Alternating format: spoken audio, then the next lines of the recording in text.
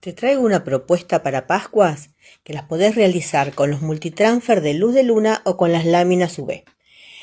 Al taller ya llegaron las canastitas que te voy a mostrar. Utilicé los acrílicos de Eureka, le di una mano de blanco a la canasta, pegué en este caso una lámina UV que la vas a pegar con mucho cuidado porque el pegamento es muy fuerte y el fibro fácil se puede lastimar. Un stencil de Mil Artes con un taponador de Kazán y con Suprabond transparente completé y pegué todas las piezas.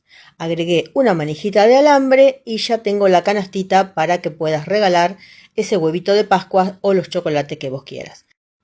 Un bastidorcito en forma de huevo, un pedacito de acetato con una lámina UV y ya tenés el packaging completo.